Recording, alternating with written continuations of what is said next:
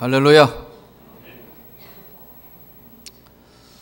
금년도 2012년도의 교회의 표어가 주님을 기쁘시게, 어떻게 하면 우리 주님을 기쁘시게 할 것인가, 오늘 잘 해주셨는데, 이렇게 이제 하나님 앞에 바른 헌금도 봉헌하고, 또 우리 장로님들 미리 저하고 준비 기도하고 와서 이렇게 예배 준비하고, 또 여러분 미리 들어오셔서 우왕좌왕하지 않고 잘 예배 드리는 거, 하나님 앞에 바른 예배 드리는 거 맨 먼저 하나님이 기뻐하시는 줄 믿습니다. 인생은 누구를 만나느냐에 따라서 인생이 달라지거든요. 그런데 만왕의 왕이신 우리 주님을 만난다는 것, 이 설레임 얼마나 중요한지 모릅니다. 오늘 한 번씩 하나님 앞에 예배 드릴 때마다 이 귀한 만남에 놀라운 축복이 새로워지기를 축원합니다. 세상을 살다가 보면 꼭 한번 만나고 싶은 사람이 있어요. 세월이 오래 흘렀는데 어떻게 됐을까? 그 친구는 도무지 어떻게 됐을까? 한번 만났으면 좋겠는데 아마 나이가 들어가시는 어르신네들은 더 그런 마음이 있을 겁니다. 저도 그런 마음이 있었는데, 초등학교 다니던 친구인데 이 친구를 한번 만났으면 좋겠는데 이 친구가 어떻게 됐을까? 근데 이 전연 소식을 들을 수도 또 만날 수도 없었으니까요. 근데 정말 아주 우연찮게 50년 만에 만난 거예요. 초등학교 어릴 때 친구니까. 초등학교 1, 2학년 때 만났던 친구인데 어디 가서 만났느냐? 상갓집에 가서 만났어요. 그러니까 이제 문상을 하러 갔는데, 제가 교회 목사다가 보니까 이제 또 그 문상하는 그 집은 예수를 안 믿는 집이에요. 그러니까 이제 잠깐 가서 기도하고 그냥 갈래 하니까 꼭 점심때가 됐으니까 식사를 하고 가라고 하도 그래서 식사까지는 그렇고 해서 그냥 가면 A가 아닌 것 같아서 이제 자리에 앉았어요. 그러니까 이제 네 사람의 이제 그 한 상씩 이렇게 나오니까 이제 나는 혼자니까 이렇게 앉아 있어요.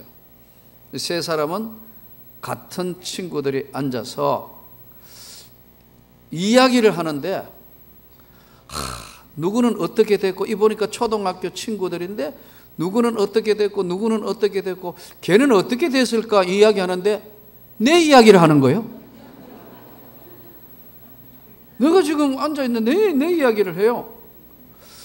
그래서 정신이 번쩍 들어서 가만히 쳐다보니까 50년이란 세월이 흘렀는데 이 친구인지 아는지 모르겠는데, 그래서 내가 혹시 홍민이? 이랬더니 깜짝 놀래가 셋이 이야기하는데 나는 구석에 앉아서 그냥 지금 동그란 떡 하나, 송편 아주 작은 거 있잖아요. 거기 이제 콩팥대 있는 그걸 하나 먹으면서 자기들끼리는 막 재밌으니까 세 명이 왔으니까 이야기하고, 나는 그냥 그거 하나 찍어서 이렇게 먹으면서 이렇게 하는데 내 이야기를 하길래 혹시나 해서 꼭 한번 만나보고 싶었던 친구니까 홍민이? 이랬더니 너무 놀래가지고 저를 어떻게 아시나요?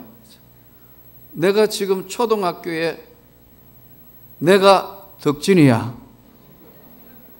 그랬더니 우와 이래 된 거예요. 그래서 갑자기 이제 앉아서 막 50년 전으로 돌아가가 어떻고 했는데, 그래서 뭘 하냐 물었더니 대학교 교수하고 있다 하더라고. 지방대학교 교수예요. 아 그래? 그 다음에 자연적으로 너는 뭐 하냐 그럴 거 아니에요. 나 교회 목사다. 세 사람 다 그러고 보니까 이제 초등학교 다 친구들인데, 다른 친구들은 보고 싶은 얼굴이나 이게 지워져 버린 사람이고, 이 홍민이라는 친구는 그래도 어떻게 지낼까 하고 생각했던 친구니까 근데 이 친구들이 동시에 뭘 하는데 이제 묻기 좀 곤란한데 이제 그 지금 어떻게 이제 뭐 하냐 물었더니 교수입니다. 그러고 자연적 물었던 나에게도 뭘 하냐 해서 교회 목사다고 그랬더니 동시에 반응이 에? 이렇게 된 거예요. 왜냐하면 어린 시절의 내 모습에는 여러분 목사하고는 아무 관계없는 우리는 개구장이들이었으니까요. 그러고 이제 이야기를 시작하니까 한 명은 예수 믿는 집사고 또 한 명은 이제 아마 아내가 열심히 나와가지고 계속 전도해 가자고 하는 그 친구가 홍민이에요.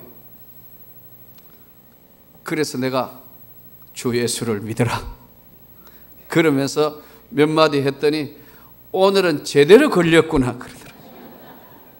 그래서 지나온 삶의 이야기, 내가 하나님을 만났던 이야기, 이런 이야기들로 하면서 정말 교회 나가야겠네 그런 결심을 하는 걸 보고 돌아왔습니다.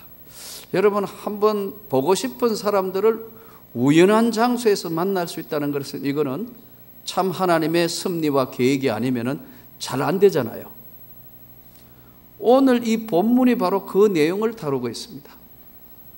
20년 만에 잊을래야 잊을 수 없는 고향 땅, 자기를 버렸던 형제들, 그것도 아주 매정하게 살려달라고 물구덩이 물 없는 구덩이에 살려달라고 형들에게 액을 복구했는데 매정하게 자기를 노예로 팔았던 형들, 그 형들이 지금 20년 만에 요셉 앞에 온 겁니다. 하나님의 계획은 이런 거예요. 20년 만에 왔는데 형들은 요셉을 못 알아봐요. 요셉은 형들을 알아보고, 그러니까 만일에 형들이 요셉을 알았으면 나중에 이제 다음 장으로 넘어가면 요셉을 알게 돼서 기절초풍하는데 요셉은 형들을 알아보고 형들은 요셉을 알지 못합니다. 그런데 이들이 왜 요셉 앞으로 오게 하느냐면 하나님이 온 세상에 흉년 들게 해서 가나안 땅에 살 수 없도록 환경적인 여건을 만들어서 애굽으로 와서 이제 곡물을 사러 왔는데 이 곡물을 사고 팔고 할 수 있는 최종적인 결정은 총리인 요셉의 몫이다 이거예요. 그래서 이제 총리에게, 애굽의 총리에게 꿈에도 팔았던 요셉이가 총리 되었으리라는 생각도 할 수 없는 상황이니까. 그러지 않습니까 지금? 세상에 죽었다고 생각하고 오늘 본문에도 한 형제는 없어지고 이랬거든요. 없어진 게 아니고 자기들이 팔았잖아요. 우리 형제 중에 하나는 없어지고 하나는, 막내는 지금 가나안 땅에 있습니다. 이렇게 그 형들이 요셉에게 소개를 해요. 없어진 사람이란 말이에요. 요셉이 받고 이야기하면 형들 입장에 볼 때는 없어진 사람들이라. 자기들의 죄를 감추면서 자기들이 팔았으면서도 없어진 형제 하나 있고요. 그리고 저 막내는 아버지하고 고향 땅에 있습니다. 그러면서 곡식을 파십시오. 그러니까 곡식을 사려 왔으니까 총리 앞에 곡식을 팔아주시라고 큰 절을 지금 하고 있는 겁니다. 그걸 바라보고 있는 요셉의 지금 마음이 만감이 교차했을 겁니다. 20년 만에 만났는데 형들은 요셉을 못 알아보고 요셉은 형들을 알아보고 이제 엎드려 크게 절을 하는 겁니다. 요셉이 형들을 물끄러미 바라보는 겁니다. 그래요. 내가 보니까 곡물을 사러 온 게 아니고 당신들은 보니까 이 애굽 땅을 정탐하러 온 정탐꾼 같은데요? 아니, 절대로 정탐꾼이 아닙니다. 우리는 저 가나안 땅에 우리 동생도 있고요, 하나가 없어졌다 말씀드린 대로 우리 아버지도 살아 있고요, 우린 다 한 형제들입니다. 아니야, 보니까 전부 정탐꾼 같아. 그 증명을 해봐. 어떻게 증명합니까? 막내를 데려오면 너 말이 진짜인지 아닌지 믿어주겠다. 그리고 하나를 볼모로 다 도망가고 안 올지도 모르니까 시몬을 붙들어 놓은 겁니다. 그래서 그러면 데려올게요. 이렇게 이야기하면서 건절하고 곡물을 돈 주고 잔뜩 사가지고 이제 곡식을 가나안 땅에 와서 풀어보니까 틀림없이 돈 주고 샀는데 돈자루가 튀어나와 버렸다. 야곱이 그걸 보고 기절초풍하는 겁니다. 야, 너희들 이제 큰일 났다. 여러분, 물건을 돈 주고 사는데 돈다발은 그대로 있는데 곡물은 가져왔으니까 이건 이제 바꿔 이야기하면 어떻게 되는 겁니까? 도적질해 온 거로 누명을 쓰게 됐다. 그러니까 이 형들이 기절초풍을 하는 겁니다. 우리는 정탐꾼이 아닙니다 했는데 막내 아들이 있습니다. 그럼 데려오라. 그런데 이게 지금 웬일입니까? 전혀 생각지 하지 못하는 일이 벌어졌어요. 그러니까 아버지 안 되겠습니다. 막내를 베냐민을 데려가야 되겠습니다. 이때 야곱이가 그렇게 이야기합니다. 하나 있던 요셉은 죽었고, 오늘 그대로 이야기하면 그들의 아버지 야곱이 그들에 대해 너희가 내 자식들을 잃게 하도다 요셉은 없어졌고 시몬도 없어졌거늘 베냐민까지 빼앗아 가고자 하니 너희가 나를 해롭게 하려고 하는 거다. 이제 큰일 났다. 내가 만일에 아버지 반드시 베냐민을 데려갔다가 못 데려오면 차라리 내 두 아들을 루벤이 이야기하기를 죽여버리십시오. 내 목숨 걸고 데려오겠습니다. 이렇게 아버지에게 애원하는데 야곱은 마음이 안 놓여서 내가 만일에 절대로 보낼 수 없다. 내가 가는 길에서 재난이 그에게 미치면 너희가 내 흰머리를, 야곱이 나이 들었으니까 머리가 이렇게 되어서 흰머리를 가지고 서울로 설패하며 내려가게 함이 되리라. 이 서울이 지옥, 게헨나, 엄부, 서울, 지옥, 이때 쓰는 용어가 바로 똑같은 얘기입니다. 따로 서울이 따로 있고 지옥이 따로 있고 엄부가 있는 게 아니고 이 엄부, 지옥 이것을 똑같은 말을 다른 말로 표현한 겁니다. 예를 들면 지방 사투리어로 이게 조금씩 다릅니다. 어제도 우리 그저께 우리 교육자들하고 어제 이제 같이 추어탕을 먹으러 갔는데 부추, 생부추 좀 가져오라. 나도 모르게 툭 튀어나오는 게 전구지 좀 가져와라. 이 사람들한테 이 경상도 언어는 전구지 하면 못 알아들어요. 서울 말이 부추잖아요. 부추 좀, 생부추를 가져오라. 나도 모르게 전구지 좀 가져오라. 이게 이렇게 오래 살아도 나도 모르게 튀어나오는 게 계속 이게 언어예요. 예. 호남 지방에는 이걸 쏠이라 그러잖아요. 쏠. 예. 이게 알고 항상 알고 있는데도 먹다가 이야기 튀어나올 때는 어린 시절로 돌아가가 전구지 가져오라 이렇게 되는 거예요. 이게. 똑같이 야곱은 지금 나이가 든 사람이니까 내가 슬피 울며 엄부에 내려간다, 서울로 내려간다, 죽겠다, 죽을 지경이다, 이런 표현입니다. 이 상태를 통해서 하나님께서 오늘 이 정황을 모든 것들을 통해서 우리에게 중요한 것을 시사해 주시는 겁니다. 20년이란 세월이 흐르면 사람들은 변합니다.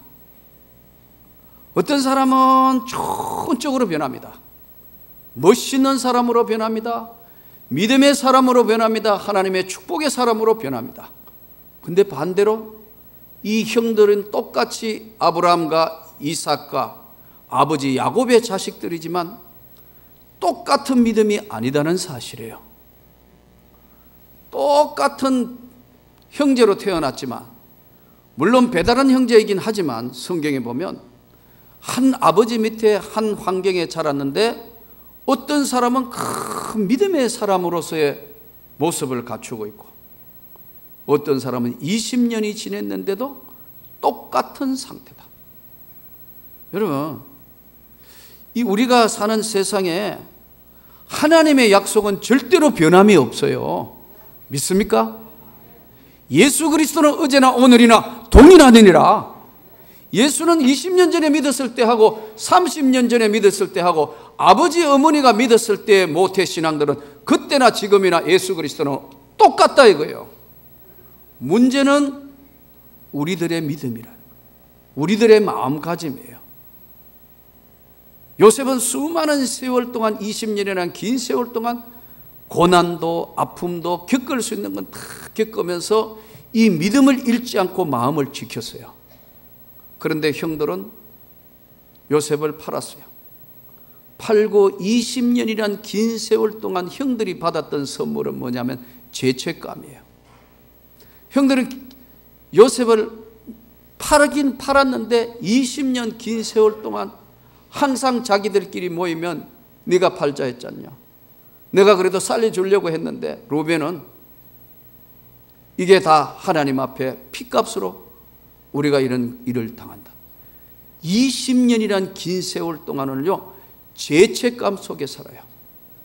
얼마 전에는 캐나다 영어 강사로 온 사람이, 여러분 뉴스에 보신 것처럼 그 사귀던 한국 여자아이를 한강물에 빠뜨려서 죽였어요. 법원에서 다 조사를 하고 다 했는데 뭐 죽였다는 결정적인 건 없으니까 자기 죽이지 않았다 했고 갔어요. 완전 범죄에 가까웠어요. 그런데 스스로 와서 스스로 비행기 타고 캐나다 사람이 스스로 와가 자수해서 괴로워서 못 견디게 내가 죽였다 고백을 해버렸다. 여러분 보세요. 죄책감이란 게 이렇게 무섭습니다. 형들은 20년간 죄책감 속에 사는데 요셉은 반대로 하나님의 은혜를 잊고 나니까 그 고난의 세월들을 딛고 믿음으로 지키며 살아오니까 하나님이 그를 총리되게 하시고 온 세상의 모든 문제를 해결하는 해결자로 요셉을 세우시는 거예요. 우리가 오늘 믿음이라는 것이 항상 여러분 착각해서 그대로 있는 줄 압니다. 절대로 그렇지 않습니다. 믿음은 유동적입니다. 믿음이라는 것은 우리 마음 속에 중요한 자리를 잡고 있기 때문에 잠언서 성경은 이렇게 말씀합니다. 무릇 지킬 만한 것 중에 너의 마음을 지켜라. 마음을 지킨다는 게 이렇게 쉽지 않습니다. 안 믿는 세상 사람들은 이렇게 이야기합니다. 세상사가 마음먹기에 달렸다. 우리는 믿음을 가진 우리에게는 하나님이 우리에게 믿음이라는 것을 마음 그릇 한가운데 이렇게 두는데 이 마음이 무쇠가 아니라 이거예요.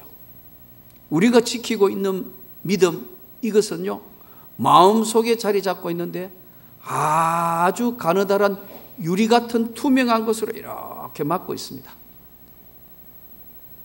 그러니까 이 믿음이라는 것이요 항상 좋은 게 아니고 믿음이 막 올라갈 때도 있지만 믿음에 파산하는 경우도 있습니다. 바울 사도는 이렇게 서신서에 기록하고 있습니다. 대만은 세상을 사랑해서 나를 버리고 데살로니가로 갔고,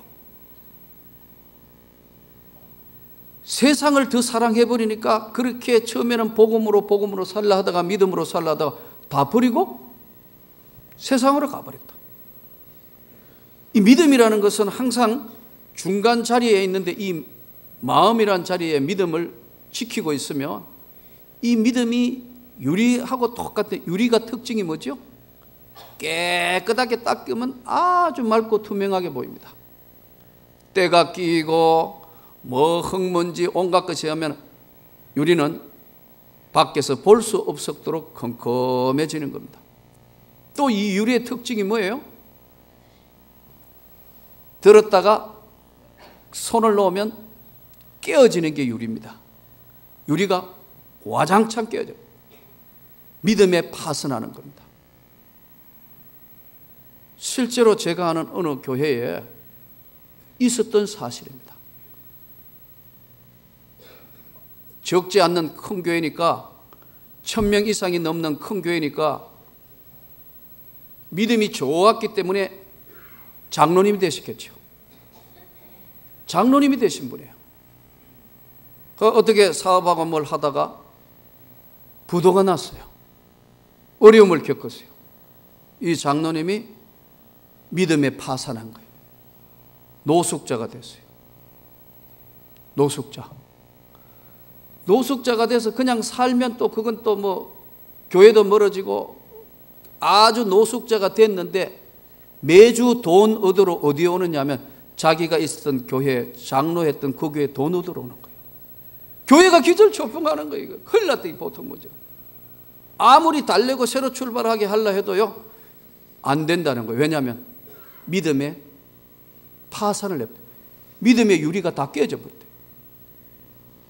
여러분, 이 오늘 요셉과 형들의 삶을 한번 비교해 보세요.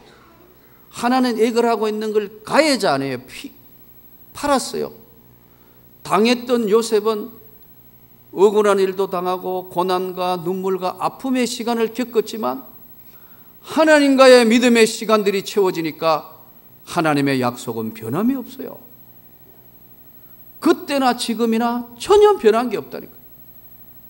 문제는 이 지금 믿음의 이 그릇, 믿음의 중심부에 있는 이것들을 상실했을 때 오는 큰 문제가 야기된 겁니다.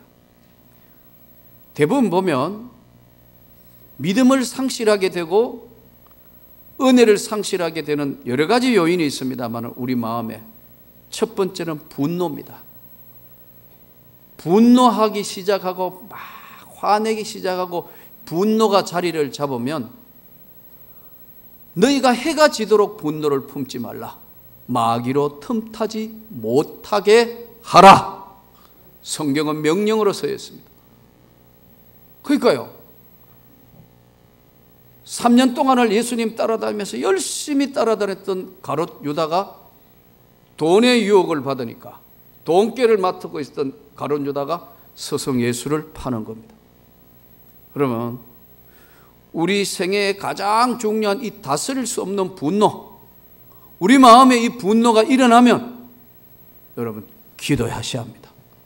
주님, 내 마음에 일어나고 있는 이 분노 제발 봄 녹듯이 사라지게 해주십시오. 여러분과 제 마음에 누구를 미워하는 마음이 든다, 분노하는 마음이 든다, 이것은 성령이 주시는 것이 절대 아닙니다. 그 믿음 쪽에서 출발하는 게 아닙니다. 그렇기 때문에 오늘 요셉은 20년 세월 동안 이미 마음에 분노했던 그 형들을 다 용서해버린 거예요. 다 용서해버렸어. 반대로 형들은 죄책감에 벌벌벌 떠는데 요셉은 다 용서하면서 형들을 안을 수 있는 그러한 믿음의 마음의 그릇에 투명한 은혜를 받았으니까 이게 하나님의 축복에 오는 통로입니다. 많은 사람들이 예수님이 뭐냐면 우리 영혼에 들어온 빛과 같습니다. 요한복음 1장 8절은 이렇게 말씀합니다. 참빛 곧 세상을 비추는 빛이 있으나니 이 빛이 사람들에게 비치되 사람들이 깨닫지 못하더라. 세상을 비추는 빛, 하나님이 만드신 태양빛도 저게 아주 중요한 겁니다. 우리 여러분, 사람이 빛 안 보면요, 햇빛이 없는 곳에 가면요 사람이 시들시들해져요. 이 빛이요. 제 방에 이제 난이 있는데 햇빛이 안 들어오는 쪽에 놔놓으면요 한 6개월, 3개월쯤 되면 시들시들해요. 근데 저쪽에 햇빛도 잘 안 들어오죠. 어차피 이게 남향이 아니고 북향이니까. 그래도 해질 때 약간 비치는 그 빛이라고 거기 갖다 놓으면 살아나요. 신기해요. 우리 영혼에도 예수의 참빛이 들어야 산다니까요. 여러분 믿습니까? 아무리 어려운 거 힘들더라도요, 우울증 오는 환자들이 제일 첫 번째가 뭐냐면 빛을 싫어합니다. 빛을 싫어한다. 빛에 얼굴을 대고 빛에 가슴을 피고 걸어다니는 사람 치고 우울증 환자 하나도 없습니다. 밤맛 사라지고 잡맛 사라지고요, 햇빛 맛을 사라지고. 여러분, 그래서 가끔 저에게 상담하면 기도해 드리고 산으로 올라가십시오. 아니면 빛 좋은 데 좀 걸으십시오. 인간이 만든 것 아니고 하나님이 만든 햇빛도 그런데 예수님이 오셔가지고 내가 있을 동안 세상의 빛이다. 빛이 있을 동안에 너희가 나를 믿으라. 믿음의 그릇이 흔들리면서 분노하면 이것이 와장창 깨어져 버리는 거예요. 또 이 믿음을 유지하기 위해서는 상실감이라는 것이 사람을 지배합니다. 어차피 세상은 근심과 걱정의 연속인 바다입니다. 아무것도 염려 없는 사람은 이 세상에 아무도 없어요. 아무 염려 없는 사람 없어요. 이 상실감, 이거요, 아무것도 없다고 다 내려놓고 하는 상실감, 이것은 성령이 주시는 게 절대 아닙니다. 절망감, 성령이 주시는 게 절대 아닙니다. 이 상실감, 분노가 올 때 하나님께 은혜를 구해야 됩니다. 후히 주시고 꾸짖지 아니하는 그 하나님께 구해라. 그리하면 주시리라.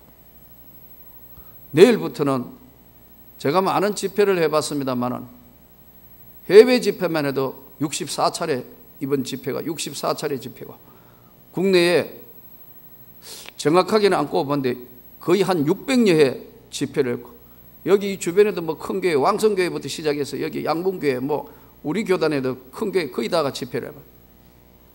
근데 이번에 가는 집회는, 내일부터 하는 집회는 26년 전에 내가 하나님을 만났던 곳 진보교회에서 집회 요청이 들어와서 집회하는데, 저는 벌써부터 지금 만감이 교체해요. 야, 내가 26년 전에 황량한 땅, 청송 진보 땅에 학교 교사로 갔다가 내가 하나님을 만났던데, 이번에는 내가 은혜도 끼치지만 내가 기도하던 장소 메산위에 올라가도 한번 올라가 보고, 온기또마다 한번 가보고, 내가 있었던 학교도 한번 돌아보고, 내가 성령에 취하여 돌아다니던 골목도 한번 이번에는 아무도 못 따라오게 해가 내 혼자 좀 돌아봐야겠다.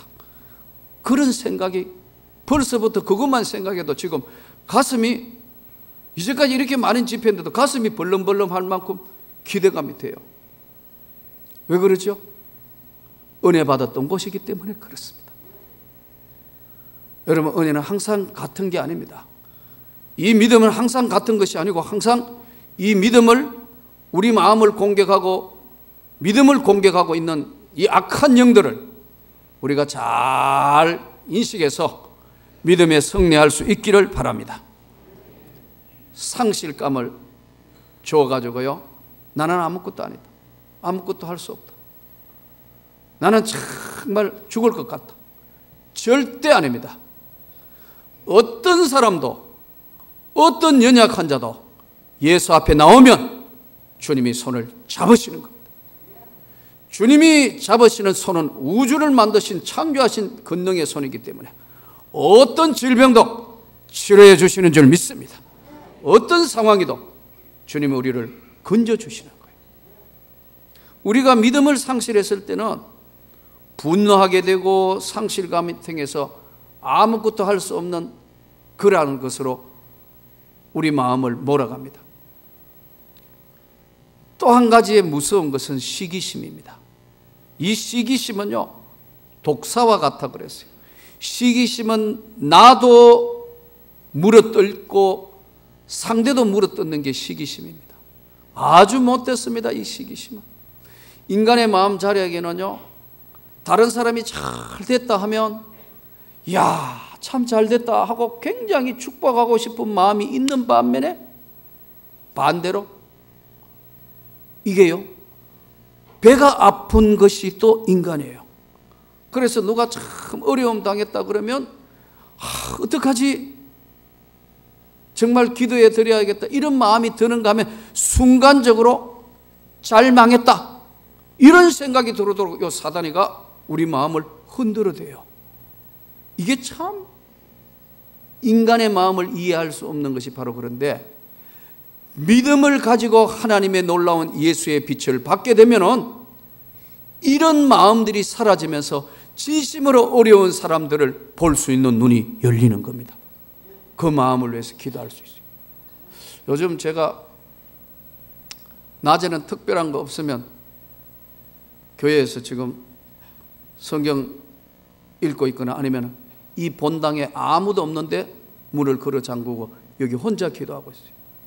지금 한 2달째 지금 거의 혼자 기도해요. 놀라운 사실은 늘 목회자 치고 기도 안 하는 사람이 누가 있으며 목사 치고 누가 하나님 앞에 기도 제목이 온 교인 여러분들에게 기도 안 하는 사람이 누가 있겠습니까? 많아.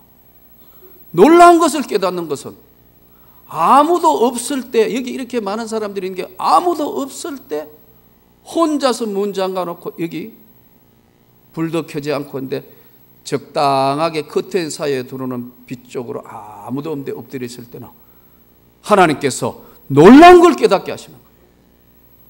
아, 이렇게 되는 것이구나. 아, 이건 틀림없이 하나님이 해결하시는 것이구나. 아, 이거는 잘못 생각했구나. 여러분들의 기도의 제목을 준 여러분의 기도의 제목을 가지고 기도할 때, 아, 이 가정의 어려움이 곧 물러가겠구나. 아, 이 사업도 하나님이 힘들어 하는데 지켜주시겠구나. 이게 온단 말이에요, 이게요. 내가 바쁘고 내가 여러 가지 일, 노예 일 처리해야 되고, 어떨 때는 총회 일 처리해야 되고, 여러 가지 내 일에 바쁠 때는 그런 놀라운 것들이 잘 안 일어나요. 근데 아무도 없는 공간에 주님과 단둘만의 광야에 서 있을 때는 주님이 내게 가까이 계신 것을 내가 아는 거예요. 왜 그러죠? 심령이 가난한 심령이 되어서 다 내려놓고 주님 앞에 빈 마음으로 서 있으니까 믿음이란 투명한 유리를 통해서 성령께서 비춰주는 거예요. 아하, 이렇게 되는 거고. 주님이 기뻐하시는구나. 너무너무 주님이 좋아하시는구나. 아, 내가 다른 건 다 잃어버리도록 앞으로는 이걸 찾아서 마무리 목회를 해야겠구나. 여러분, 요셉이 기나긴 시간 동안 큰 어려움, 고난, 환난 겪었는데 하나님은 변함이 없어요. 전혀 하나님은 변함이 없어요. 그러나 그 하나님은 오늘 또 저와 여러분에게 찾아와 주셔서 많은 것을 이야기하시기를 원하는데 하나님과 단둘만에 서 있는 시간이 없기 때문에 새로운 만남이 안 되는 거예요. 예수 오래 믿은 걸 자랑하면 안 돼요. 직분이 아주 높은 것 자랑하면 안 돼요. 주님과의 귀한 만남이 날마다 새로워지기를 축원합니다. 그럴 때 주님께서는 놀라운 비전도 꿈도 주시고, 비록 고난이라는 고통을 통해서 온 것이지만 성숙한 영혼의 세계를 볼 수 있는 눈을 열어주고 길을 열어줘서 하나님이 요셉을 현실 세계에도 총리로 세우시는 겁니다. 마음의 불편함과 마음의 상실감, 마음의 분노, 모든 걸 다 내려놓은 자에게만 성령께서 빛을 비춘다는 사실을 깨닫고 주님 앞에 새롭게 또 한 주간을 영광 돌리는 놀라운 역사가 일어나기를 주의 이름으로 축원합니다.